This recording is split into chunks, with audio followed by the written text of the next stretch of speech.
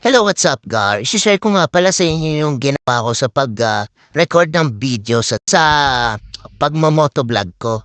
So, dito is ipapakita ko sa inyo kung paano yung setup ko. No, dahil wala pa tayong Insta360, nagtataga muna tayo dito sa cellphone natin. No? So, papakita ko na sa inyo.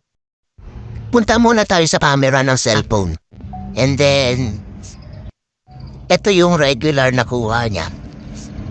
Ayan. So, kung makikita nyo, normal lang naman siya. Pero malalaman natin yan pag in-start ko yung makina ng motor ko. Start muna natin. Okay, and then tatry natin yung normal lang na video.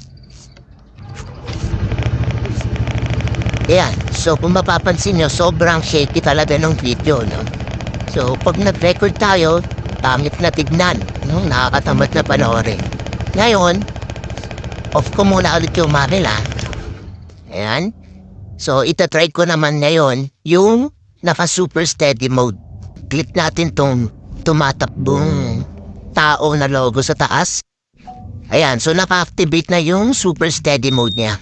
No, so, try ulit natin, panda rin yung motor. Then, iwan natin.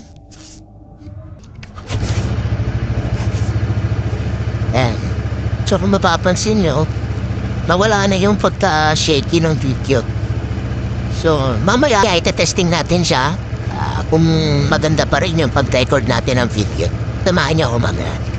Ayan, guys. So, makikita nyo dito yung difference nilang dalawa. So, sa normal mode, sobrang shaky ng video at the same time, lumabo yung quality ng video. Unlike pa kapag naka-super steady mode. Ayan, so malinaw yung video. Galing, di ba? Wow!